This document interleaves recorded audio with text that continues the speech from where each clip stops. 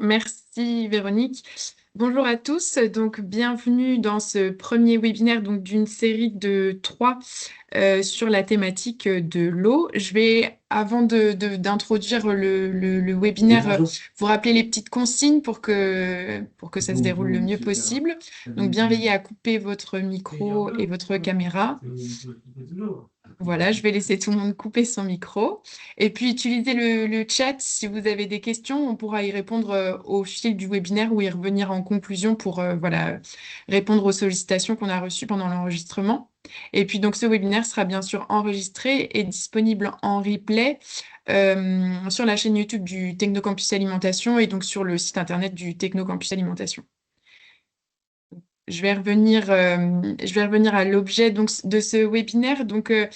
On voulait revenir sur le contexte qui englobe cette proposition de webinaire sur la gouvernance de l'eau et les évolutions réglementaires attendues en 2025. Donc, à l'origine de cette série de webinaires sur la thématique de l'eau, il y a un collectif, alors que je vais vous présenter très succinctement. Donc, avec l'impulsion de la région des Pays de la Loire et donc l'animation du Technocampus Alimentation. On a des contributions et des partenaires de structures que vous avez identifiées sur la slide de présentation. Donc, la DRAF des Pays de la Loire, l'ADEME des Pays de la Loire, donc l'AREA des Pays de la Loire, nouveau nom de l'IGERIA, le CTCPA, Centre technique, l'IVEPAC, et puis nos deux pôles de compétitivité en région Pays de la Loire, dédiés aux questions de végétales et d'alimentation, donc Valoriel et Végépolis Vallée. Donc la thématique, le choix de la thématique de l'eau, c'est issu d'un axe fort du mandat régional et puis plus précisément aussi d'un état des lieux des masses d'eau sur notre territoire. On a lancé l'été dernier une enquête auprès des entreprises agroalimentaires de notre région pour essayer de comprendre et de venir répondre à des éventuels besoins sur cette thématique de l'eau. Et donc, ce qui est ressorti au moment de cette enquête, c'était un véritable besoin de connaissance de l'écosystème et de la réglementation sur la thématique de l'eau. Donc avec voilà, une nécessité d'apporter plus d'informations et peut-être voilà, de refaire un petit peu de pédagogie autour de la gouvernance de l'eau et des évolutions réglementaires. Donc voilà pourquoi on propose ce premier webinaire aujourd'hui, donc avec un programme défini et un temps imparti, donc il nous faudra respecter. Si tu veux bien, Véronique, remettre ouais, voilà, le déroulé. L'introduction que j'ai réalisée. Vous allez avoir une présentation succincte des structures qui vous ont proposé le programme de ce jour. Je vais vous représenter très rapidement l'appel à projet régional innovation et pratiques sobres en eau dans les industries agroalimentaires. Et puis ensuite, je laisserai la parole à Olivier qui nous présentera les SAGE et SDAGE pour bien comprendre la gouvernance locale de l'eau. Et puis ensuite, on laissera la parole au CTCPA, à Anne-Gaëlle et Catherine pour un décryptage du décret sur la réutilisation des eaux dans les IAA et un focus sur l'instruction technique et ses implications pour le secteur. Et puis, on conclura ce webinaire avec voilà, un petit rappel de l'agenda et éventuellement des questions-réponses s'il y en a tout au long du webinaire. Donc, je vais vous représenter rapidement l'appel à projet qui lancé par la région des Pays de la Loire en novembre dernier. Cet appel à projet, c'est une mesure bien spécifique du plan eau régional lancé par les Pays de la Loire, avec une mesure 26 de ce plan eau, spécialement dédiée et orientée vers les industries agroalimentaires du territoire, qui reprend l'objectif donc ça, c'est l'objectif global du plan eau régional, un objectif d'au moins 10% d'économie d'eau.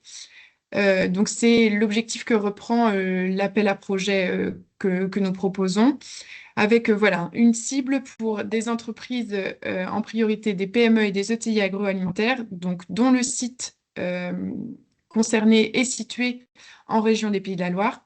Et donc, si on revient vraiment sur l'enjeu de l'appel à projet, sur les types de projets attendus, on est sur de l'expérimentation, de la preuve de concept, de la faisabilité et des projets de recherche et innovation. Toujours dans l'objectif de répondre à... on va en parler un petit peu plus tout au long du webinaire, mais pouvoir motiver des projets issus d'une réglementation qui a évolué récemment sur la réutilisation de l'eau. Donc, je vous ai repositionné les types de dépenses éligibles, donc le fonctionnement, la contribution aux amortissements et les coûts des équipements éventuels, donc neufs. Je vous ai également remis le taux d'aide fixe, donc distinct entre les PME et les ETI. Et puis sur la slide suivante, voilà, je rappelle que l'appel à projet, donc il est ouvert sur un délai assez court. On l'a lancé en novembre dernier et il se clôture donc au 31 janvier, donc à la fin de ce mois-ci. Donc c'est un dépôt assez simplifié. C'est des documents. C'est un document Word de 2 pages avec une annexe financière. C'est quelque chose qui se veut très opérationnel, applicatif. Donc c'est pour ça qu'on est sur des délais assez courts, donc 24 mois maximum pour la durée du projet. Et puis on a un plafond d'aide de 80 000 euros maximum et une assiette plancher à respecter pour pouvoir émarger à 70 000 euros. Et donc le versement, donc ça c'est pratico-pratique, le versement de la subvention se fera en une fois au moment du solde. Donc il n'y a pas d'acompte pour cet appel à projet. Et donc je me permets aussi de rappeler que cet appel à projet a été pensé avec la contribution donc, de l'interprofession régionale Ligéria et avec le pôle de compétitivité Valorial. Et je laisse la main à Véronique. Voilà, merci Anaïs. Alors très rapidement, comme l'a dit Anaïs, ce premier webinaire est organisé en partenariat avec le CTCPA et le Technocampus Alimentation. Je vais vous présenter ce qu'est le Technocampus Alimentation. Donc nous sommes basés à Nantes, en Loire-Atlantique, au nord de Nantes, plus précisément sur le site de la Gérotière. Et le Technocampus Alimentation est vraiment une ressource qui a été créée par la région des Pays de la Loire. Et sa mise en place, c'est vraiment une manière forte de la région de montrer son engagement auprès de la filière agroalimentaire ligérienne. Donc, il est avant tout au service de la compétitivité de l'ensemble des entreprises agroalimentaires en actionnant un levier qui est celui de l'innovation. Notre objectif, c'est vraiment d'être là pour faciliter les projets d'innovation, de recherche et le développement des entreprises ligériennes, et ce, quelle que soit leur taille. Ça va du porteur de projet au groupe, en passant par la start-up de la food tech. Comme vous pouvez le voir sur cette slide, nous, notre offre de services s'articule autour de 3 piliers: informer, accompagner et animer. En bref, on accompagne, on apporte de l'information différenciante de toutes sortes, qu'elles soient techniques, économiques, scientifiques, en lien avec de nouvelles méthodologies d'innovation ou des nouvelles tendances de consommation, par exemple. Ben, ça se traduit par des webinaires comme aujourd'hui, dont les replays, vous les retrouvez sur notre site Internet, ou ça se traduit par des journées d'information qui sont sur des sujets d'actualité et bien spécifiques. Notre autre pilier, c'est l'accompagnement. Donc, on accompagne les entreprises de manière individuelle et personnalisée. Ça peut aller de la recherche d'une halle de fabrication, par exemple, à celle de dispositifs de financement. On identifie leurs problématiques, on va clarifier leurs besoins et comme vous le voyez, telle une boussole, eh bien on va leur faire gagner du temps et donc notre rôle c'est de les orienter vers le bon solutionneur, l'expert, le laboratoire de recherche qui pourra les aider à avancer concrètement dans leur projet. Enfin, notre dernier pilier, c'est le rôle d'animation. On anime la filière agroalimentaire et on anime la food tech en Pays de la Loire, ainsi que le bâtiment totem qui est représenté via la photo, ce qui signifie que nous créons des synergies entre les univers de la recherche, de la formation et les entreprises à travers différentes actions. Toutes les informations, les actions, les événements et dernièrement nos podcasts, Podpin et Popote, vous pouvez les retrouver sur notre site internet technocampus-alimentation.fr. Voilà, je vous remercie. Et je vais passer la parole à Catherine Street du CTCPA. Oui, bonjour à tous. Rapidement, on est le deuxième partenaire dans le cadre de l'organisation de ce webinaire. Et puis, on va pouvoir présenter aussi une partie, notamment sur le point à date au niveau réglementation. Donc le CTCPA, en quelques mots, c'est un centre technique agroalimentaire à envergure nationale. Moi, je suis sur le site de Nantes, dans les Pays de la Loire, donc à proximité du Technocampus. Notre objectif, c'est de pouvoir faire le lien entre la recherche et les entreprises, mais pas que, parce qu'on va aussi vous accompagner entreprises, que ce soit de la formulation du produit, que ce soit sur la validation de vos process, en lien avec la transition euh, énergétique et environnementale. Donc, on va s'appuyer pour cela sur nos laboratoires, notamment d'emballage et de microbiologie. Donc, on va pouvoir réaliser des analyses de détection de micro-organismes ou de résidus chimiques, ou de mettre en évidence la fonctionnalité des emballages. On va travailler également grâce à nos halles pour de la formulation, de la validation de process et des pré-séries. Donc, on travaille notamment sur Nantes en collaboration avec la halle d'Oniris Fait Agrobio. On a aussi la possibilité de vous accompagner, bien évidemment, en entreprise pour faire de l'assistance technique et on va faire de la transmission via de la formation. Donc, je vais aller très, très vite. Notre rôle dans le cadre des Pays de la Loire, c'est aussi d'apporter une première réponse en lien avec le Technocampus alimentation et puis la région, notamment sur vos premières questions en lien avec les réglementations ou des points techniques précis au niveau technologie. Donc voilà, je vous ai mis nos coordonnées que vous pourrez récupérer par la suite dans le cadre du replay. Pour ce webinaire donc, qui a été construit avec nos différents partenaires, donc, on va avoir la première présentation donc, par l'Agence de l'eau, notamment Olivier Brunner, qui va nous parler et nous expliquer justement le fonctionnement de la gouvernance de l'eau pour justement bien comprendre comment l'ensemble fonctionne. Donc, je vais laisser la parole à Olivier pour qu'il puisse partager son support.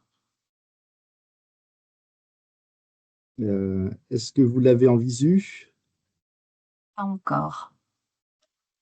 Donc, pour rappel, vous aurez la possibilité de poser vos questions tout au long du webinaire dans le cadre de la conversation, donc la petite bulle en haut.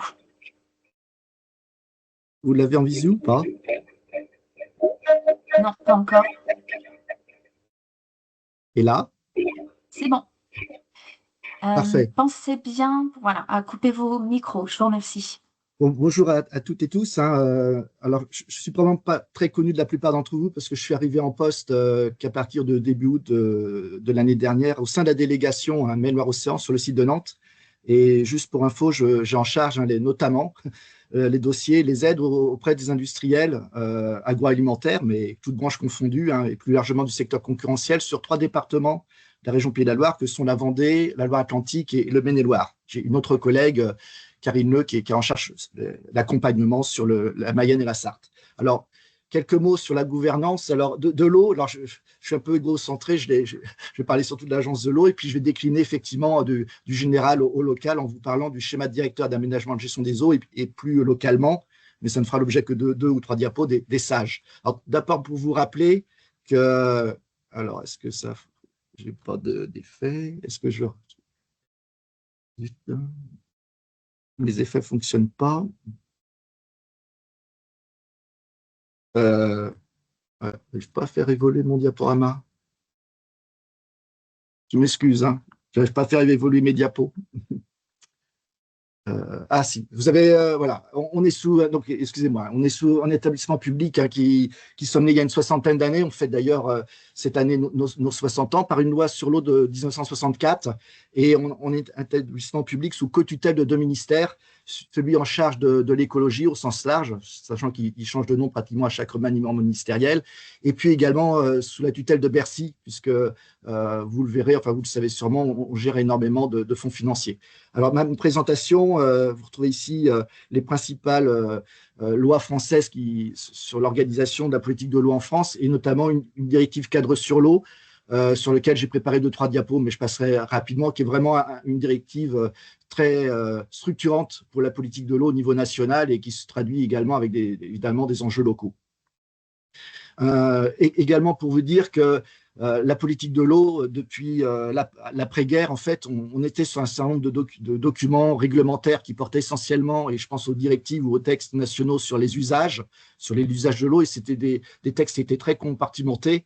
Et aujourd'hui, tout ça évolue énormément au niveau réglementaire sur, sur l'enjeu qui est les milieux, et c'est vraiment les milieux aquatiques qui maintenant va être le lien et l'objectif essentiel des textes réglementaires. Et puis, si après-guerre, on a surtout discuté des moyens, et notamment avec la création des agences financières de bassin, aujourd'hui, on est beaucoup plus ancré sur une politique de résultats, et ce qui oblige les parties prenantes à des objectifs et à l'atteinte de résultats très, très, très concrets. Alors, un petit mot quand même de la loi de 64 qui a été fondatrice au niveau des agences de l'eau. Alors, j'en parle parce que vous verrez un lien aussi avec l'organisation qui est plus locale pour vous dire, mais je pense que vous ne le découvrez pas, que les agences, elles ont été créées suivant un découpage qui n'est pas administratif. Et c'est une des premières spécificités. Je pense qu'au niveau international, on est probablement un des premiers États à avoir organisé la politique de l'eau de cette nature par bassin versant. Et donc, ce sont les gouttes d'eau qui ont fait nos territoires, suivant les grands cours d'eau métropolitains. Alors ici, vous avez un zoom plus particulièrement attaché au bassin Loire-Bretagne, qui couvre aujourd'hui 8 régions en totalité ou partiellement, 36 départements, plus de 6800 communes et pratiquement 13 millions d'habitants. Juste pour anecdote, la loi 64 nous avait découpé de façon hydrographique sur les cantons. Et quand la directive cadre sur l'eau a été adoptée en 2000, en fait, on est passé d'un découpage cantonal à un découpage communal. Et j'ai vécu cette période en 2008 à peu près, où on a à peu près 250 communes sur le linéaire partagé entre d'autres agences de l'eau, que sont Seine-Normandie, Rhône-Méditerranée-Corse et Adour-Garonne, où des communes ont basculé d'une agence à l'autre de par cette organisation territoriale qui était beaucoup plus fine avec la directive cadre sur l'eau. Donc, un découpage hydrographique. Alors, ce qui fait la force de l'agence de l'eau, c'est surtout que la loi de 64 nous a donné une autonomie financière. Donc, on perçoit nous-mêmes des redevances auprès d'un service des impôts qui est centralisé à Orléans, notre siège. Et cet argent qui est perçu sur le bassin, il est intégralement réinjecté à la politique de l'eau. Et donc, notre travail est d'apporter des soutiens financiers sur des politiques que l'on juge prioritaires. Alors, on travaille évidemment beaucoup avec les services de l'État, que sont l'ADREA, les DDT, les DTM, l'Office français de la biodiversité aujourd'hui, l'Agence régionale de santé. Ce sont des acteurs avec qui on travaille main dans la main. Et puis également auprès des partenaires que sont les usagers de l'eau, essentiellement les collectivités locales, régions, départements, les EPCI et les communes, évidemment les industriels, et puis également le monde agricole. Voilà. Et on travaille sur différents domaines que sont l'eau potable, l'assainissement, les milieux aquatiques, voilà, sur tous ces sujets. Alors juste un petit mot, parce que la loi de finances 2024 a réorganisé nos redevances, et actuellement on est en pleine communication sur l'évolution des redevances des agences de l'eau. D'ailleurs, actuellement, en ce moment, a lieu même un webinaire, un deuxième webinaire pour les industriels, eu égard à ces modifications de redevances qui peuvent avoir un impact substantiel pour certains d'entre eux. Alors, le sujet du jour, c'est la gouvernance, qui est très particulière. Au niveau de la loi 64, on parle de comité de bassin et donc de parlement de l'eau. Pour le bassin Loire-Bretagne, donc par décret, il est composé de 190 membres. Et la particularité de cette gouvernance, même si l'agence de l'eau est un établissement public de l'État, c'est qu'en fait, on va retrouver au sein de nos instances l'ensemble du monde de l'eau. L'État ne représente que 20% des 190 membres, donc les différents ministères qui peuvent être concernés à la thématique de l'eau, le ministère de la Santé, le ministère des Sports, le ministère évidemment de l'écologie, des Finances, sont représentés. On retrouve pour 40% les collectivités territoriales, donc les régions, les départements sont représentés, les agglomérations de plus de 100 000 habitants, mais également les communes rurales, donc siègent au sein de nos instances. Les professionnels de l'agriculture, de la conchyliculture sont représentés également. Les professionnels, les industriels, donc là j'avais même pris la liste, on retrouve les abattoirs, la blanchisserie, enfin chaque typologie d'activité industrielle est représentée au sein de notre comité de bassin. Et puis on a également les usagers non professionnels que peuvent être les associations de protection de la nature et les consommateurs d'eau. Et donc on met tous ces représentants autour de la table 1 à 2 fois par an pour discuter de la politique de l'eau sur le bassin. Alors si je rentre un peu plus dans le détail, la gouvernance elle est portée effectivement par un comité de bassin je me répète, pour Loire-Bretagne, de 190 représentants. Son président actuellement, c'est Thierry Burlot, qui est l'ancien vice-président à l'environnement du Conseil régional de Bretagne et qui a été, il n'y a pas si longtemps que ça, président de l'Office français de la biodiversité. Donc, c'est quelqu'un qui est très présent dans nos instances. Et alors, le comité de bassin, il a un rôle important. D'ailleurs, il fait le lien avec le SDAGE que j'évoquerai dans quelques minutes, puisque son rôle, c'est de planifier et de consulter. Donc, il interroge les parties prenantes sur les grandes questions autour de la gestion de l'eau. Il approuve les orientations qui est proposées par l'agence d'eau et le conseil d'administration sur son programme d'intervention. Il donne un avis conforme sur les redevances que l'on perçoit. Il fait le lien justement avec le SDAGE en l'élaborant et en suivant son exécution. Et puis, il vérifie, au fur et à mesure d'approbation des SAGE, des schémas d'aménagement et gestion des eaux, donc la compatibilité entre les préconisations du SDAGE, évidemment, et les dispositions des SAGE. Donc ça, c'est le comité de bassin. Donc c'est vraiment une organisation très institutionnelle et très politique. Alors, il est décliné en conseil d'administration de 35 membres. Alors, la présidente actuelle, c'est la préfète du Loiret, préfète de la région Centre-Val de Loire, et présidente préfète coordonnatrice de bassin. Et en fait, à chaque agence de l'eau, aux 6 agences de l'eau, vous avez, et c'était une volonté du gouvernement, d'avoir un président ou une présidente de conseil d'administration qui est finalement le préfet de la région considérée. Et on retrouve une organisation, cette fois-ci, non pas 20, 40, 40, mais un tiers, avec des représentants de l'État, les représentants des collectivités, et puis les usagers économiques et non économiques, qui proviennent de l'émanation du comité de bassin. Donc, le conseil d'administration, c'est vraiment l'organe fonctionnel qui règle les sujets de l'agence de l'eau. Il adopte foncièrement le programme et vote les redevances. Il vote le budget et le compte financier de l'agence. Il définit les règles d'attribution des aides financières et c'est lui qui décide des aides. En fait, quand l'agence de l'eau instruit un dossier d'aide auprès d'un industriel agroalimentaire, par exemple, il est instruit par vos serviteurs, dont moi-même pour le département que je citais. Ça remonte à ma direction générale. Et pour les dossiers de montant plus modeste, le conseil d'administration donne délégation à mon directeur général de signer les décisions. Sinon, pour les dossiers les plus importants, c'est bien le conseil d'administration qui se réunit 3 à 4 fois par an, qui décide de l'aide accordée au maître d'ouvrage. Et puis, l'agence de l'eau, lui, c'est l'opérateur public. Aujourd'hui, on a un peu moins de 300 personnes.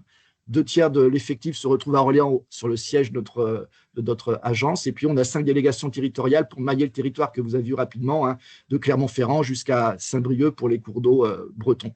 Alors, en moyenne, au-delà d'aspect redevance, on apporte à peu près 380 millions d'euros d'aide chaque année auprès des différents usagers de l'eau. Et donc, l'agence de l'eau, elle prépare et exécute le budget, elle liquide et émet les redevances, partie un peu moins agréable, elle instruit les demandes de financement, et puis elle met en œuvre le programme de surveillance des eaux.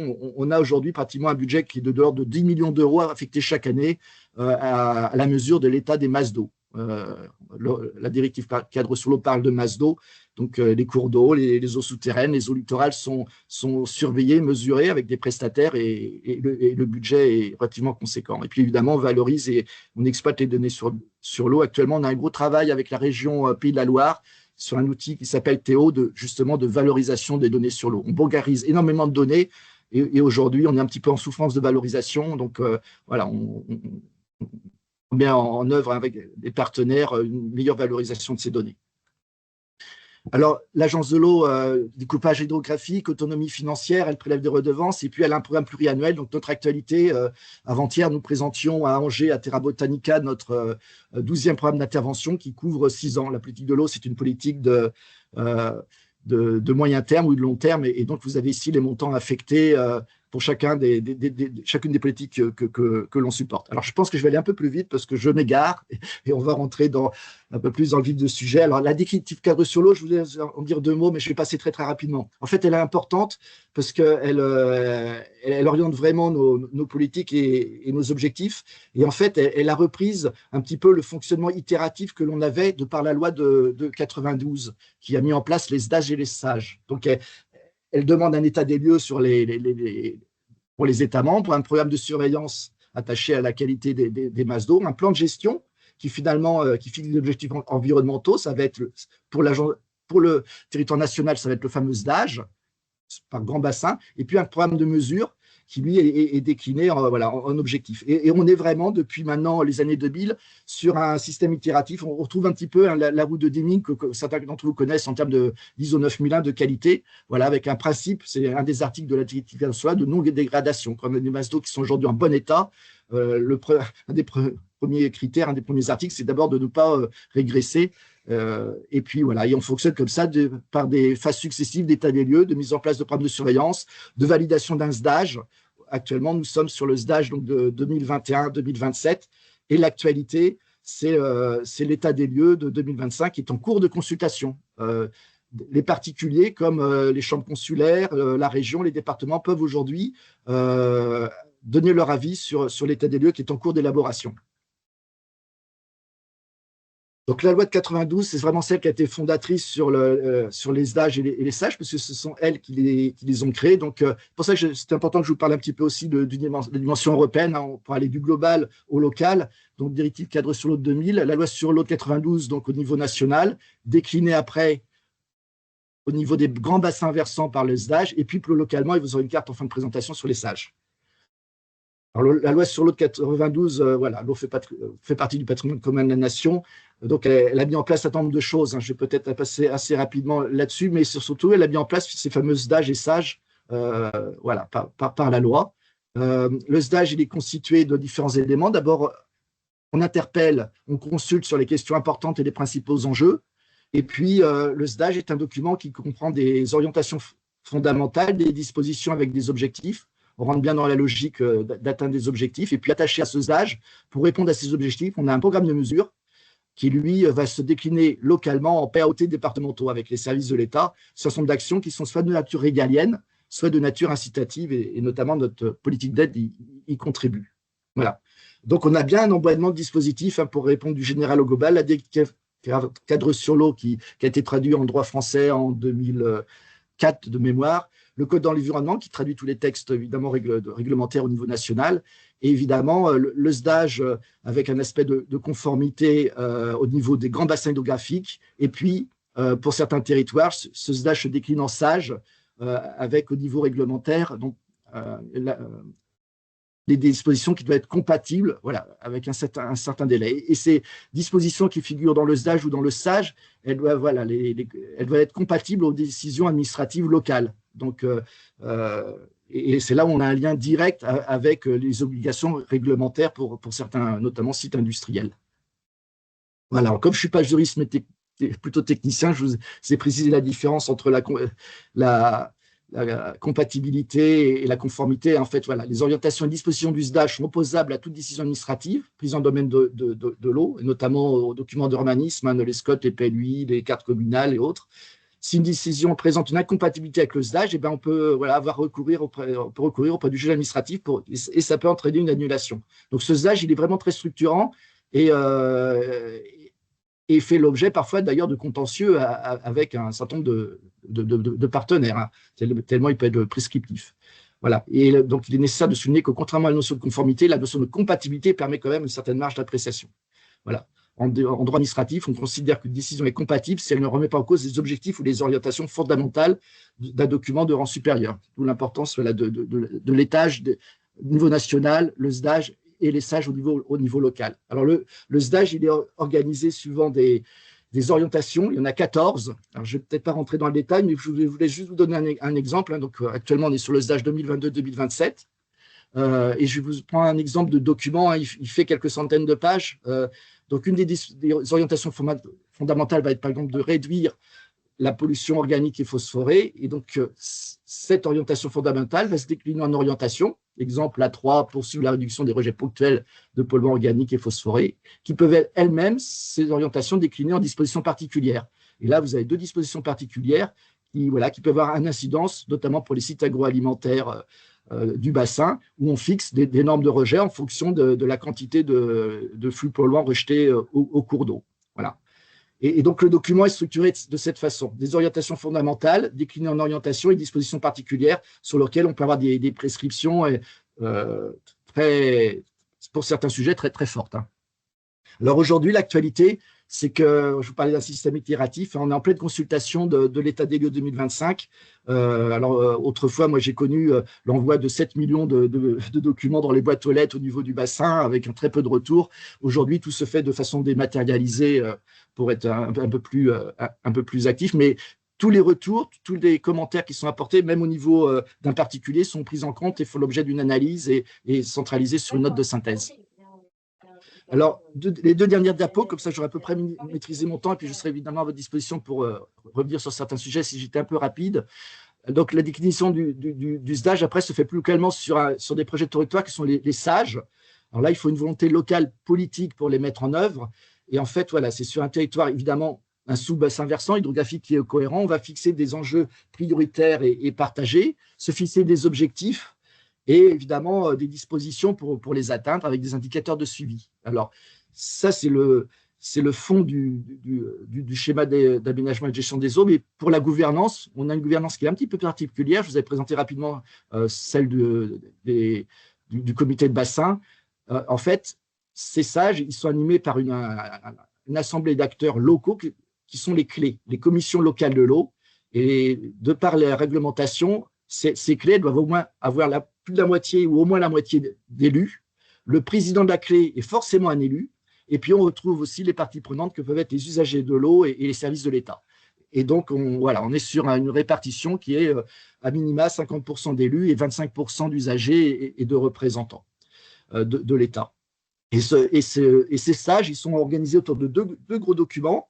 Le premier, au-delà des documents graphiques, les cartographies et qui fait l'état des lieux, on retrouve un plan d'aménagement et de gestion durable, voilà, qui refixe les enjeux, l'état des lieux, l'objectif généraux, les dispositions et les moyens. Alors, ce PAGD est important parce qu'il est opposable à l'administration. Et puis, en document... Il y a quelqu'un qui a laissé son micro ouvert. Et en parallèle de ce document PAGD, on a un règlement qui fixe des règles et qui sont opposables aux tiers. D'où l'importance pour les acteurs économiques d'avoir des relais au niveau du comité de bassin, qui prend les décisions, vous l'avez vu, au niveau du SDAGE, et parfois plus localement au niveau des clés, parce que là peuvent être discutés alors des aspects sur des obligations de traitement ou d'objectifs de résultats sur des rejets, mais aussi sur les enjeux quantitatifs. Le SDAGE est un document qui doit faire l'objet d'une approbation et d'un vote. Et je ne vous cache pas que certains sujets, je suis passé assez rapidement sur les dispositions fondamentales du SDAGE, mais notamment l'enjeu quantitatif pour le SDAGE de 2022-2027 a fait l'objet de discussions âpres entre les différents acteurs que peuvent être les représentants du monde agricole, les industriels, les associations de protection de la nature, vous le comprenez bien. Et donc, on est vraiment sur un document de compromis. Et puis, comme je devais être assez synthétique, une dernière diapositive. Aujourd'hui, sur le bassin Loire-Bretagne, ce fameux SDAGE, il est décliné sur 57 sages. Et vous avez ici la répartition géographique. Alors, j'ai mis une petite horloge en bas à gauche pour vous dire que l'approbation d'un sage, c'est quelque chose qui se fait dans la durée. En général, on définit sur un territoire un sage en émergence. Après, il y a tout un travail d'instruction pour collecter les données, échanger politiquement sur les enjeux. On est en phase d'élaboration et puis après, on a un sage qui est mis en œuvre sur une certaine durée. Pour chaque sage, il n'y a pas forcément de durée vraiment définie entre guillemets de durée de vie. Hein. Et puis, certains, à une fréquence qui leur est propre, peuvent déclencher une révision. Et notamment, l'élaboration du futur SDAGE à partir de 2027 obligera forcément certains sages à réviser leurs dispositions, leurs règlements et leurs PAGD à terme. Voilà. Voilà, de façon très rapide et très synthétique, la gouvernance de l'eau et un petit mot d'actualité sur le SDAGE et les sages. Maintenant, je suis prêt à répondre à vos questions si nécessaire. Merci beaucoup, Olivier. Pour l'instant, il n'y a pas de questions dans le chat. Moi, j'en avais juste une. Dans les usagers, dans les comités locaux de l'eau, Oui. Les entreprises peuvent être présentes en tant qu'usagers? Oui, elles peuvent être présentes et en général, ça ne passe pas par une demande spécifique du site industriel qui est présent sur ce sage-là. En général, on interpelle le MEDEF ou les syndicats professionnels pour dire quels vont être vos représentants au sein de cette commission locale de l'eau. D'accord. Et du coup,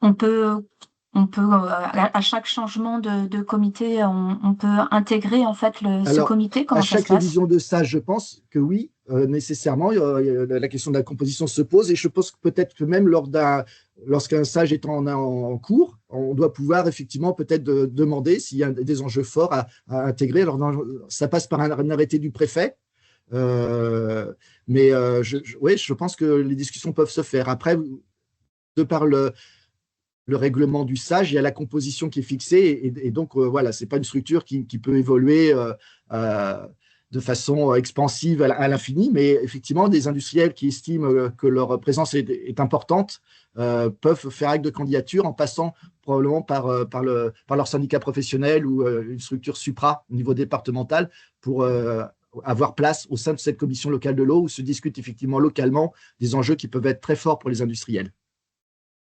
D'accord, très bien. Merci beaucoup. On va poursuivre la présentation sur la deuxième thématique. Si vous avez des questions qui vous viennent a posteriori, n'hésitez pas à utiliser le chat.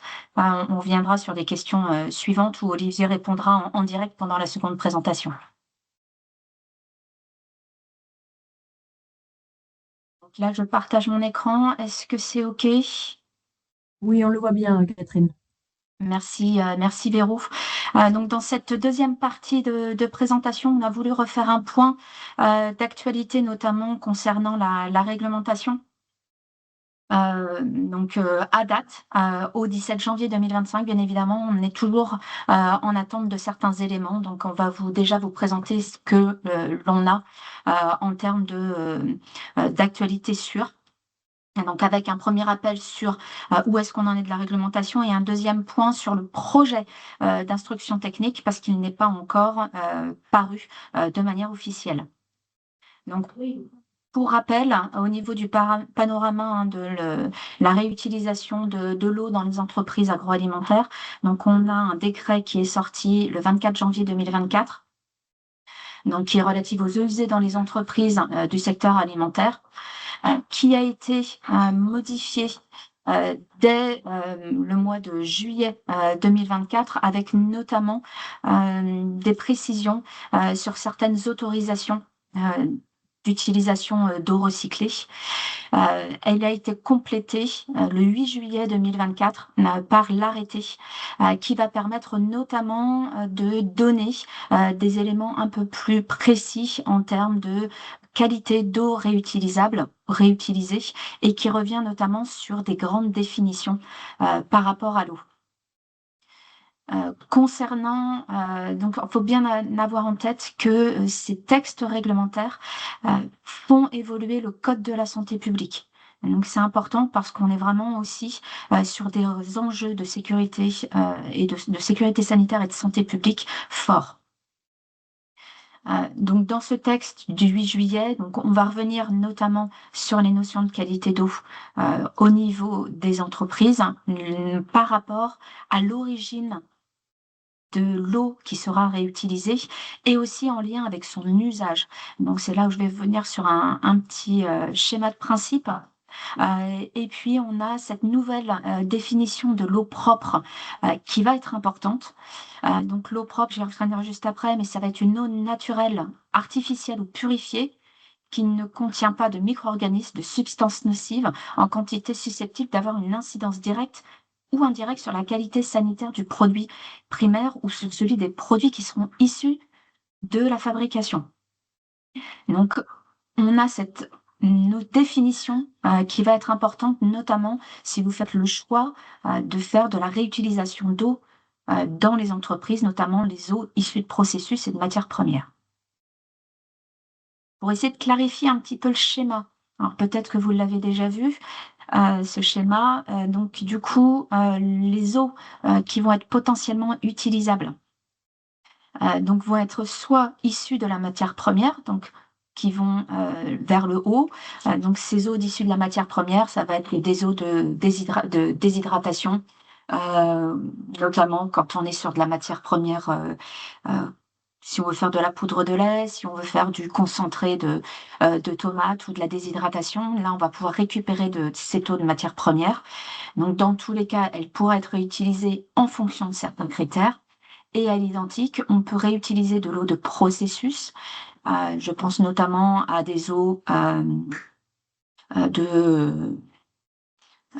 des eaux de lavage de légumes, ça peut être des eaux issues même de lavage de certains équipements, ça peut être des eaux qui sont utilisées pour le transport au sein en fait des unités de fabrication, ou bien des eaux qui sont dans le process de fabrication.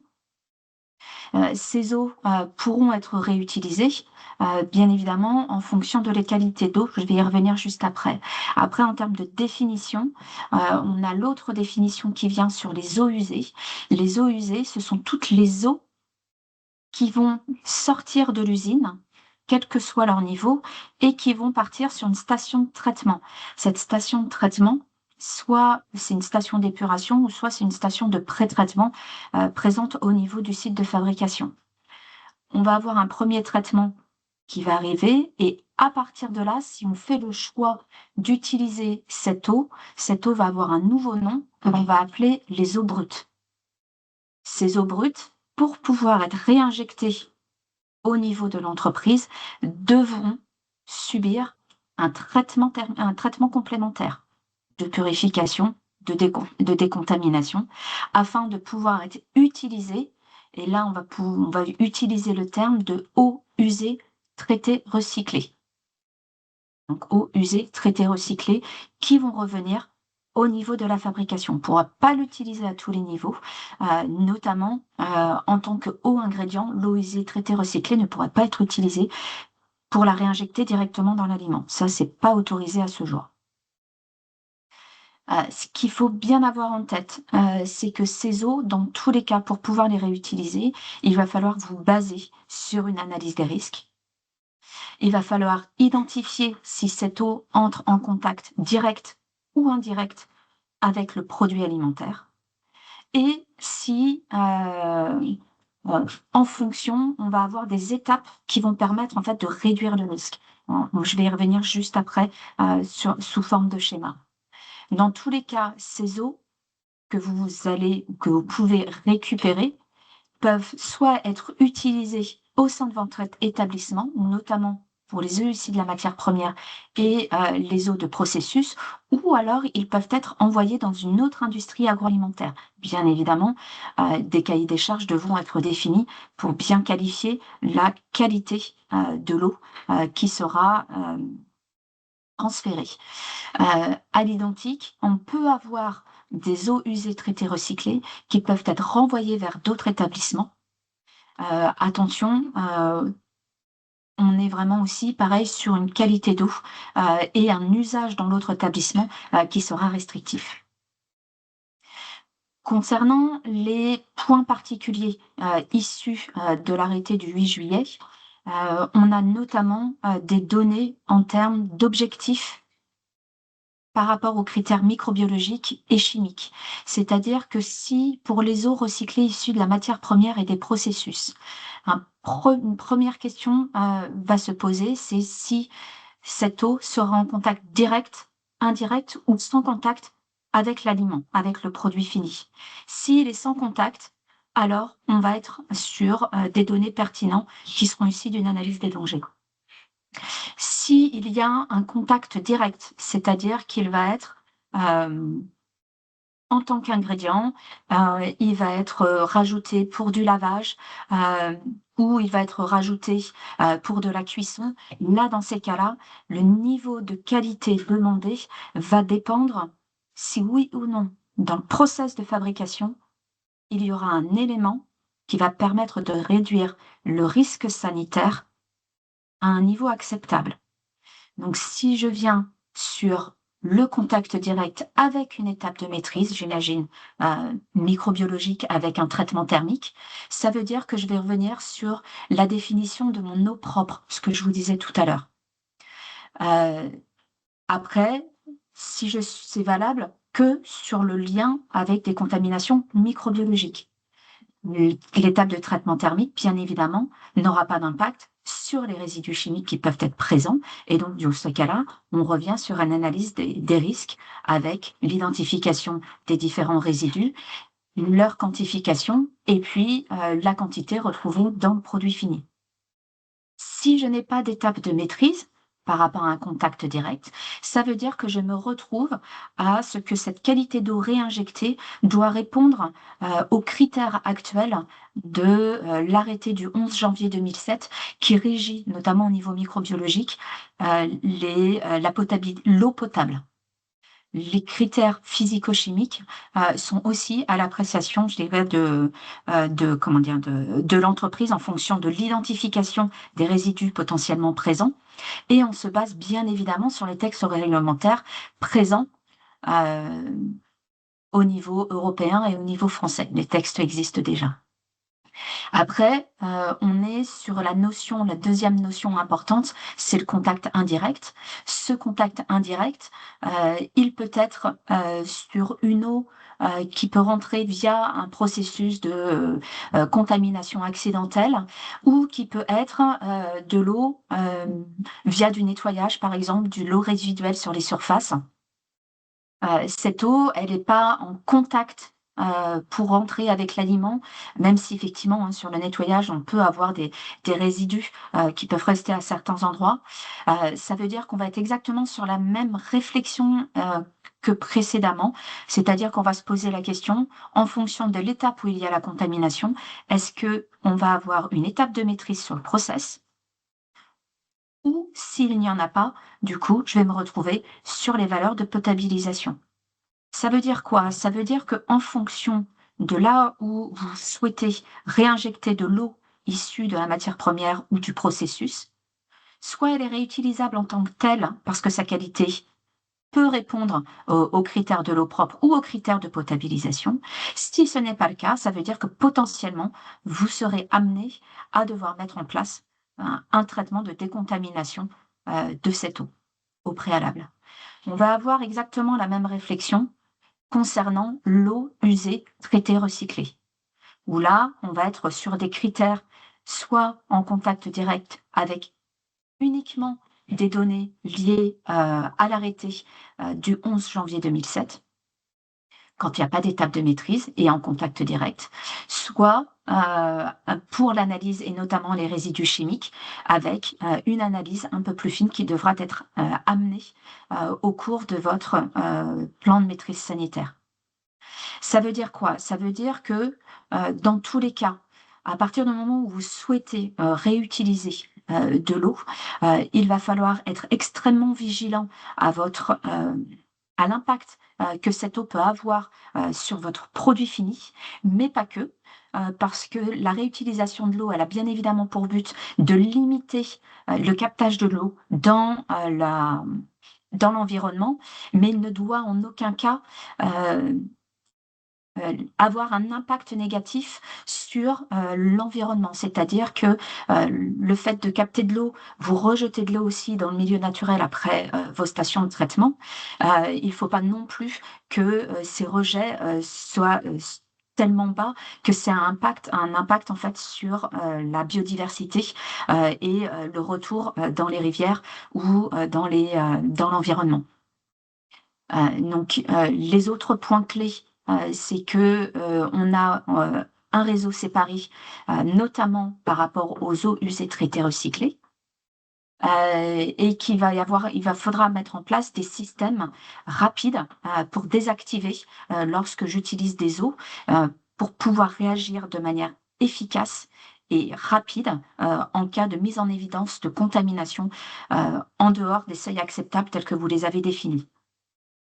Et d'autre part, dans tous les cas, ce que dit l'arrêté ministériel, c'est que vous devez, pour le mois de juillet,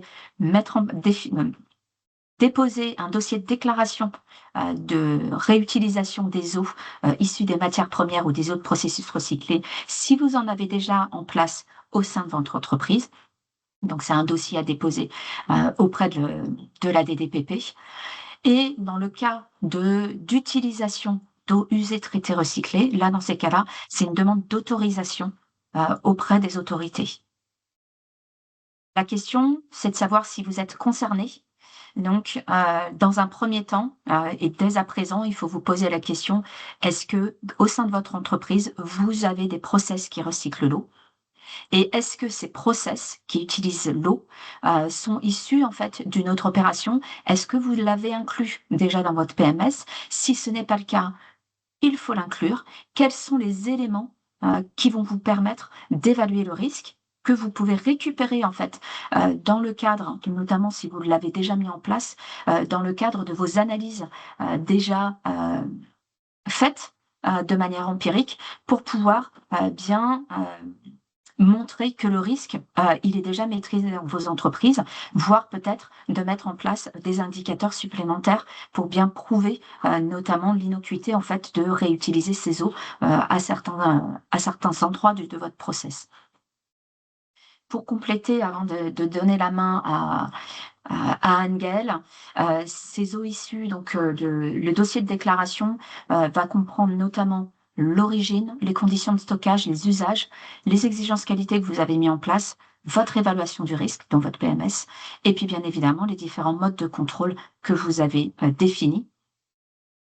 Et puis les demandes d'autorisation, on va être sur une description un peu plus détaillée de votre projet et la compatibilité avec les exigences sanitaires et les ressources équilibrées. Et dans tous les cas, vous recevrez un arrêté préfectoral d'autorisation. Je vais laisser la parole à Anne-Gaëlle pour l'instruction technique qui est en cours d'étude et qui sera publiée bientôt, on espère. Merci. On m'entend? C'est bon? Oui, c'est bon. OK. Donc voilà, Catherine m'avait demandé de vous faire un petit point, sur, l'instruction technique. Alors elle s'appelle Reuse, j'ai vu un petit commentaire sur, Reuse ou Reuse. C'est Reuse dans l'idée, en fait, finalement, le diminutif de réutiliser, qui du coup, comprend, l'ensemble de ces eaux et non pas, uniquement, les eaux usées traitées, recyclées. Cette instruction technique, aujourd'hui, elle est toujours au stade projet pour nous. Donc en fait, les différentes parties intéressées ont reçu, différents projets, dont le dernier, en fait, au mois de décembre pour commentaires et les commentaires et les retours, aux autorités ont été effectués vraiment la dernière semaine, de décembre avant les vacances. Donc pour l'instant, je ne peux pas vous dire, en tout cas moi, je n'ai pas eu, d'informations sur, quels seraient ensuite les délais pour la publication. Et même si, il y aura, peut-être d'autres échanges, à ce sujet. Donc tout ça pour vous dire que le point que je vais vous faire là, il est, sur, des extraits du projet qu'on a reçu et qui, déjà à ce stade faisait quand même l'objet de pas mal de commentaires de la part, de nos différents réseaux, soit, côté industriel, soit même, des réseaux, au niveau, scientifique, sur lesquels on a pu aussi participer à ces commentaires. Donc aujourd'hui le projet, ça fait à peu près un peu moins de 40 pages, hein. Heu, il est constitué de la manière suivante, donc un rappel du cadre réglementaire, le périmètre d'application, un point sur les eaux recyclées issues des matières premières et des process, un point sur les eaux usées traitées recyclées et puis à la fin, un tout petit paragraphe sur les modalités de recensement, des projets, d'eau non conventionnels et quelques annexes. Donc l'objectif de ce document, en fait, il est, à la fois, d'expliciter, hein, le décret et l'arrêté dont on a parlé, mais également de clarifier, les compétences, des DDPP pour le contrôle, et l'instruction de ces différents projets. Alors sur le premier point, cadre réglementaire, qu'est-ce qu'on retrouve, dans cette partie? Il va y avoir un rappel, hein, des différents textes qui ont été mis en place et ce qui est intéressant, c'est qu'il y a aussi, finalement un rappel, et l'articulation sur d'autres textes qui gravitent autour, à savoir, les textes réglementaires qui vont permettre la réutilisation des eaux dans d'autres domaines, tels que, les eaux usées traitées pour des usages non domestiques et hors établissement du secteur alimentaire, agriculture, irrigation et cetera. Et puis également, les possibilités de réutilisation des eaux dans le cadre donc d'eau impropre à la consommation humaine, dans le cadre des usages domestiques. Donc en annexe, il y a un tableau, alors c'est pas sûr qu'il reste, il y avait pas mal de commentaires comme quoi il allait être enlevé, mais il y avait un tableau en tout cas, récapitulatif, de ces différents textes, dont certains textes pour l'instant, sont eux-mêmes encore en projet. Si tu veux, voilà. 2e point, périmètre d'application. Donc dans cette partie-là, on retrouve en fait, finalement une reprise, hein, des différents textes réglementaires, des rappels définitions sur, toutes les types d'eau, que l'on peut réutiliser dans les établissements du secteur alimentaire, pour quel usage, hein, comme l'a présenté, Catherine, avec, du contact direct, contact indirect et cetera. Quelques exemples, mais finalement, pas beaucoup, à ce stade-là et puis, un point sur le fait que, quels sont les établissements et les activités, concernés, c'est-à-dire l'ensemble des IAA, y compris, les IAA qui sont ICPE, en fait. Alors, dans les annexes, pour le coup, il y a, une reprise de ces définitions, toutes les définitions et puis on a également un arbre décisionnel sur les usages dans les ICPE parce que c'est un petit peu particulier. Il y a d'autres textes, de loi, donc à la fois des choses qui sont liées au code de l'environnement, au code de la santé publique, qui vont du coup, se greffer. Ça peut être un petit peu complexe. Il y a un rappel des exclusions, au niveau de cette instruction, à savoir la production primaire, toutes les activités qui sont en amont ou annexes aux opérations de préparation, transformation, transport, conservation des denrées. Donc il y a des exemples qui sont donnés, hein, comme, laver les bétaillères, laver la cour, et cetera. Les eaux techniques également pour, refroidissement, les tours aéro-réfrigérantes et puis, sont également citées les eaux pluviales brutes en dehors de celles, vous avez vu sur le schéma de Catherine, qui elles vont être collectées, vont partir vers la station. Donc ensuite, il y a d'abord un premier point sur les eaux recyclées issues de matières premières et eau de processus recyclés. Donc ce qui est important, c'est que là, on a d'abord un rappel du caractère historique de ces usages pour certaines filières et là, pour le coup, les filières sont, listées, les process sont, proposés en annexe. Alors, il y a quelques mois, il y avait eu une consultation, hein, des industriels pour, signaler à l'administration, justement les usages déjà existants. Donc il y a un point sur les différentes modalités de ces usages, donc avec, quelques exemples et puis après, il y a, finalement, comment, va se faire, la déclaration et qu'est-ce qui est attendu? C'est-à-dire la mise à jour des plans de maîtrise sanitaire, à la fois pour les usages préexistants et puis également pour, des nouveaux usages qui vont se mettre en place. Donc là, on retrouve le détail des documents, qui sont attendus à minima, hein, donc en lien avec, le code, de la santé publique, donc ça reprend, hein, ce que Catherine vous a montré, précédemment, que l'on retrouvait, déjà dans l'arrêté, qui est, finalement le guichet compétent, hein, donc c'est, les DDPP, alors les DAF dans certains, territoires d'outre-mer. Il est précisé que pour les nouveaux projets, alors comme on est sur une déclaration, il n'y a pas un système d'autorisation, donc les nouveaux projets, bah, ça peut se faire au plus tard la veille de la première utilisation. Et pour tous les usages qui sont déjà préexistants, Catherine l'a déjà signalé, les entreprises ont un an à partir de la publication de l'arrêté, c'est-à-dire juillet. Donc on peut aller jusqu'au 7 juillet 2025 pour, signaler les usages préexistants. Donc il y a tout un point sur, quels sont les documents qui doivent être remis, de quelle façon et quelles sont les compétences, le rôle, de l'autorité compétente, c'est-à-dire qu'elle doit vérifier la complétude des dossiers, sa pertinence et elle peut être amenée à demander, des compléments, voire réaliser des inspections, sur les sites. C'est la diapo suivante. Alors, ce qui est intéressant, c'est qu'il y a une partie, sur le cas particulier de l'eau ingrédient. Donc l'eau ingrédient, elle est autorisée en fait, hein, quand on est sur, ces 2 types, ces 2 origines, d'eau. Donc il y a une, définition qui en est donnée, alors qui s'appuie sur une définition d'INCO et qui, la reprend de manière un petit peu synthétique en disant que l'eau ingrédient, c'est l'eau qui est ajoutée intentionnellement ou l'eau retrouvée dans le produit fini suite au processus de fabrication.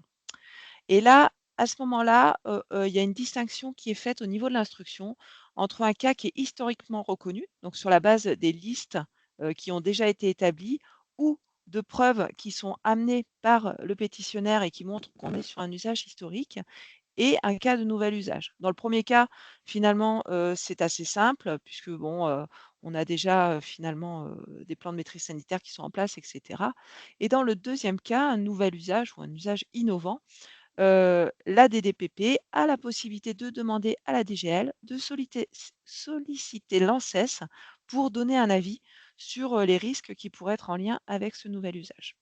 Donc après, on a tout le détail de la procédure d'instruction, comment on envoie les courriers, quels sont les différents logiciels qui sont utilisés, etc. Et un dernier point, alors c'est étonnant qu'il apparaisse à la fin du chapitre, peut-être que ça changera, mais avec un rappel sur les exigences de qualité de ces eaux. Donc ça revient à ce que l'on retrouve au niveau de l'arrêté. 2e, enfin c'est le 3e finalement, grand type, d'eau, les eaux usées traitées recyclées. Donc là pareil, on retrouve, différentes définitions, on retrouve les usages et là il y a une remarque, sur, la présence, d'eau résiduelle qui pourrait être considérée comme une eau ingrédient. Donc on vous l'a dit tout à l'heure, il n'est pas possible, d'utiliser une eau usée traitée recyclée comme ingrédient. Par contre, l'instruction dit qu'on peut se retrouver dans des situations où il y aurait des traces, qui seraient inévitables. Donc il cite, un cas, avec le fromage, où ce serait inévitable et à ce moment-là, donc on est vraiment à l'état de trace, hein, possible. À ce moment-là, c'est, finalement, au demandeur de s'assurer que cette présence d'eau résiduelle ne va pas présenter, un risque pour le consommateur. Donc après, il y a toute une partie, sur, la circulation de ces eaux usées traitées recyclées. Donc les premières, il n'y a pas de souci, elles peuvent être dans le même, réseau. Donc c'est quelque chose qui avait été ouvert grâce au décret qui était paru en juillet. Donc là, il est bien précisé en fait que ces eaux, si elles sont non conformes aux critères de l'eau potable, alors elles doivent être dans un réseau séparé. Que si elles sont conformes aux critères de l'eau potable, elles peuvent circuler dans le même réseau interne qui va être destiné à la préparation, la transformation, la conservation des denrées. Mais en revanche, elle ne peut pas circuler dans le même réseau, qui serait destiné à l'hygiène du personnel et à la distribution d'eau potable pour la consommation, puisqu'elle deviendrait finalement un ingrédient, consommé par, le personnel de l'usine. Donc il faut être vigilant, sur ce point-là. En tout cas, pour l'instant, c'est ce qui est écrit, au niveau de l'instruction. Il y a un point également, que l'on va retrouver, dans cette partie-là, qui précise qu'il y a eu, finalement, une erreur. Vous vous rappelez dans le schéma que vous a montré, Catherine, les eaux usées traitées recyclées, elles peuvent partir, vers d'autres établissements et en fait, dans, l'arrêté, on comprenait que ces autres établissements pouvaient être différents, de, l'entreprise qui avait, finalement produit cette eau usée traitée recyclée et là, dans cette instruction, il y a bien une précision qu'il s'agit, d'une erreur, que, c'est le décret, qui, d'après la hiérarchie des lois, est supérieur à l'arrêté et le décret précise bien que, les échanges ne peuvent être possibles qu'entre établissements d'une même entreprise. Donc, il y a.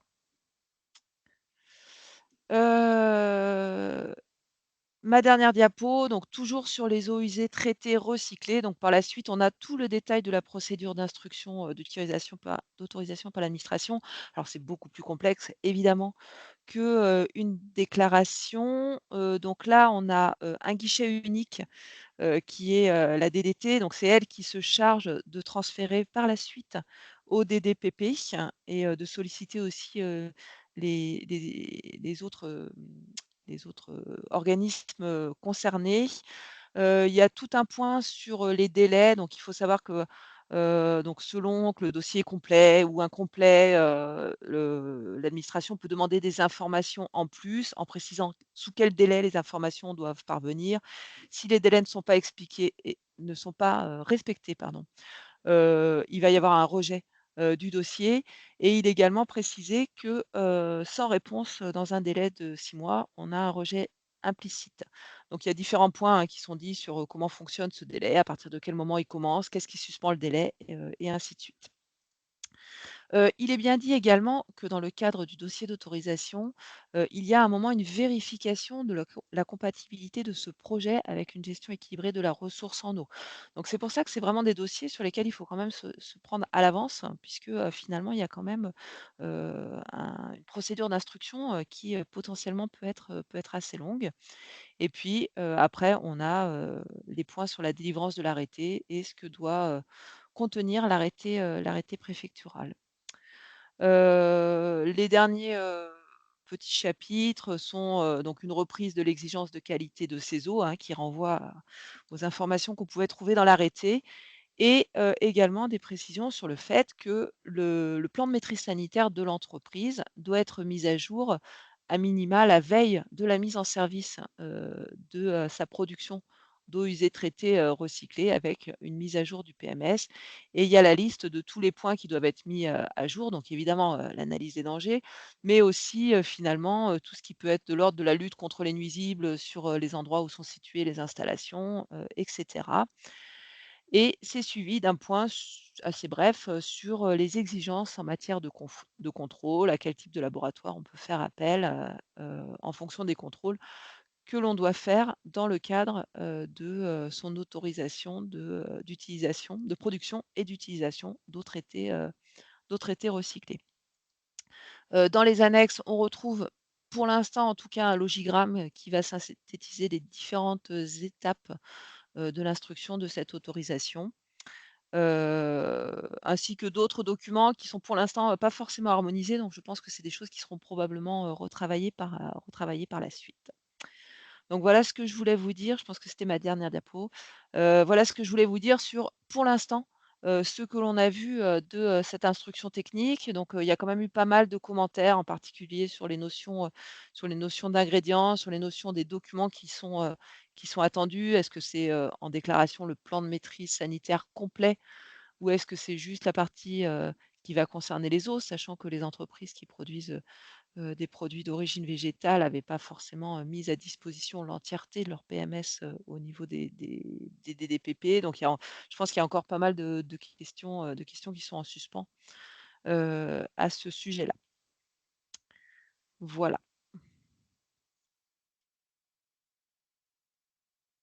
Merci Anne-Gaëlle. Merci Catherine. Est-ce que vous avez pu voir les questions qui sont posées dans le chat ou pas forcément? Alors, je vois rapidement, est-il possible d'obtenir, ce projet? Alors, je Oui. ne saurais pas répondre, nous on l'a eu, dans le cadre de réseaux professionnels. Alors les décrets, tout ça, ils étaient disponibles publiquement. Pour l'instruction, je sais pas si elle est accessible, publiquement.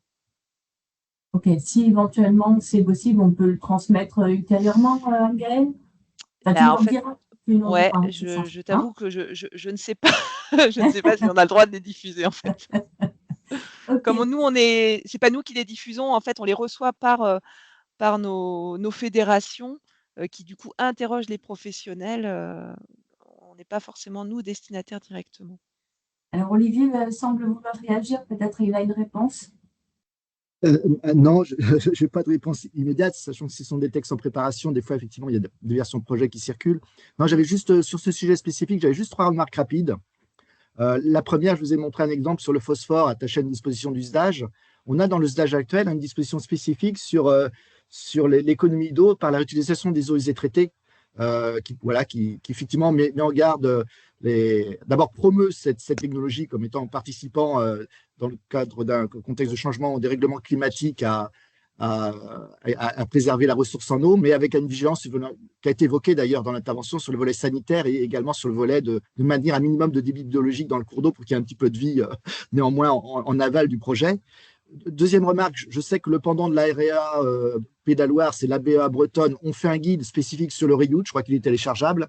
Donc, ça peut être intéressant pour les gens qui y assistent. Et puis, une dernière remarque, je ne peux pas m'empêcher.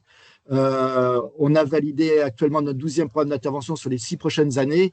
Et je trouve que nos modalités d'intervention et de subventionnement sur les études et les projets futurs de reuse ou d'économie d'eau, de recyclage au sens large, sont assez attractives. Donc, voilà, je vois un peu ma politique agence en disant, voilà, si vous avez des projets, d'abord, ça passe par une bonne étude et n'hésitez pas à nous solliciter financièrement. J'ai déjà eu des contacts avec des industriels agroalimentaires de l'Ouest, ici de la France. Donc, voilà. Au-delà des aspects réglementaires qui sera forcément un prérequis ou un élément important du dossier, voilà, on doit pouvoir vous accompagner techniquement et financièrement sur ce type de projet. Ok, merci Olivier. Je peux peut-être repartir de ce qu'il y a dans le chat. C'était au moment où Catherine faisait sa présentation. Quelles sont les contraintes réglementaires vis-à-vis des DREAL pour utiliser l'eau reuse ingrédient direct avec étape de maîtrise? Est-il obligatoire de faire une demande spécifique environnementale ou alimentaire? Alors, je sais qu'il y a quelqu'un qui a répondu qu'effectivement, il fallait Ouais, tout à certainement fait. constituer un dossier de demande d'autorisation. Tu confirmes? Tout à fait. C'est le propos de l'arrêté et les modalités sont en cours de définition avec la publication de l'instruction technique.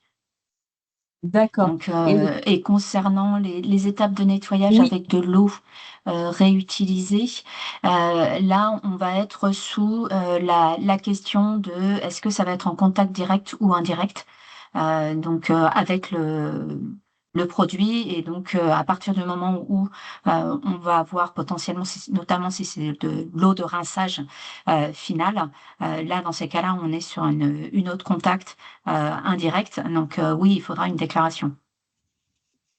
ok. Tu as vu la question qui porte sur quid des usages au processus et ECML existants avant réglementation. La personne avait cru comprendre qu'il fallait faire une simple déclaration. Oui, sur les autres processus et eau de matière première, c'est effectivement une déclaration. Pour tous les usages déjà existants, voilà, c'est une déclaration, mais dans tous les cas, la déclaration, elle comprend les données de où est-ce que je l'utilise, comment je l'utilise, quelle est la qualité d'eau utilisée, à quel moment je l'intègre et comment je le gère au niveau de mon plan de maîtrise sanitaire. Donc, on se retrouve exactement sur les mêmes éléments que... Mais même pour les nouveaux usages, c'est une ouais, déclaration c'est ça. quand on est sur processus et eau de matière première. Oui, bonjour. Mais il y avait cette histoire de délai d'1 an là, qui était prévue dans Oui, l'arrêté. c'est Tout toujours à fait. prévu, ouais. Ouais. Alors, du coup, Enfin, c'est quoi la différence entre avant ce délai d'1 an et après pour les usages existants? bah, en fait, il faut se mettre Si en finalement, c'est conformité. la même chose à faire, que ce soit avant ou après. Non, en fait, sur ce qui est déjà existant aujourd'hui, donc ce qui est en cours, en fait, on a bien un délai d'1 an pour transmettre finalement les documents. L'objectif étant, et c'est d'ailleurs précisé, hein, dans l'instruction, de ne pas arrêter, un système déjà en place. Et là, après, ça va être pour ceux, qui pour l'instant n'avaient rien en place et qui veulent, du coup mettre en place le dispositif. Eux, vont devoir, avant même de le mettre en place, finalement, enfin la veille en tout cas, avoir envoyé, une déclaration. Je sais pas si je suis Ok. claire ou si j'ai pas compris la Oui, si, question c'est bon, j'ai peut-être. compris. On pourrait presque se dire Merci. que finalement, ceux qui ont déjà quelque chose en place, ils ont plus de temps puisqu'ils ont en tout cas au moins 1 an que quelqu'un qui commencera aujourd'hui. Mais j'ai envie de dire, ceux qui finalement ont déjà, mis en place ces dispositifs, leur plan de maîtrise sanitaire, normalement contient déjà, toutes les informations nécessaires puisqu'ils ont forcément réfléchi, à une analyse des dangers sur ce type d'usage. Après, est-ce que tous les contrôles, sont effectués? Ça va être plus, finalement ces questions-là à se poser derrière. Mais, Je pensais que c'était plus simple, qu'il y avait juste un porté à connaissance de faire dès lors que l'usage était déjà historique et que par contre, il y avait un dossier dans le cadre de la déclaration à monter pour non, il y a des quand même usages nouveaux. ouais. Non, non, non, non, non, il y a quand même des documents à transmettre. Alors, du coup, pour le coup, dans l'instruction, en fait, hein, sur ce qui est historique. Alors, il précise surtout, hein, sur la partie plutôt ingrédients. Mais non, ils mettent la liste avec le courrier de ce qui doit être transmis. Alors, peut-être que c'est des choses, hein, qui vont peut-être être discutées, sur lesquelles des industriels ont pu faire des commentaires. Mais bon, on est quand même obligé de transmettre, le courrier avec les informations à minima. Ok, merci. Et va juste finir peut-être par l'agenda. Ouais, et juste, Ah oui, Oui. vas-y. Ah non, je revenais juste sur la question parce que je reprenais en même temps l'instruction et d'autant plus que finalement dans le courrier où on doit indiquer l'utilisation des eaux, il y a des informations du type quelles sont les économies d'eau qui vont être induites et justement il y a des industriels qui ont dit c'est un peu compliqué puisque si les usages sont historiques, finalement on peut pas comparer avec la situation avant la mise en place de ces dispositifs. Donc, il y a bien quand même des choses minimum qui devront être envoyées à l'administration. Bon, je Merci vois l'heure qui Anne-Gaëlle. défile, Ouais, ouais. tout à fait. Merci Olivier, Catherine, Anne-Gaëlle. Juste pour finir, comme on vous l'a signalé au début de ce webinaire, c'était le premier d'une série de 3. Et on peut vous présenter donc le deuxième webinaire qui est prévu le 27 février prochain. Celui-ci il est organisé par l'AREA Pays de la Loire et VG Police Valais. Et il va porter sur le thème de la gestion de l'eau en industrie agroalimentaire avec un point de focus sur les diagnostics et méthodologies. Vous voyez le programme qui est sur la slide. Pour en savoir... Juste pour... Oui, juste là, au lieu de réfléchir à réutilisation de l'eau, des matières premières, etc., l'idée était de travailler sur le premier R qui est réduire. Comment réduire déjà sa consommation d'eau et c'est le fait de prendre de l'eau dans l'environnement. Donc c'est un des premiers points, c'est pour ça qu'on a fait aussi ce choix de cette thématique. Voilà. Et donc, vous allez, pour ce prochain webinaire, vous avez les informations sur le site de VG Police Valais, mais vous aurez par mail également le programme et les moyens de vous inscrire. Est-ce que tu voulais rajouter quelque chose, Catherine? Juste, donc le support ne sera pas partagé parce que vous pouvez le revoir dans le replay sur la chaîne YouTube du Technocampus Alimentation. Et en parallèle, Olivier Brunner l'a dit, il y a au début février, voilà, une campagne de communication sur la redevance.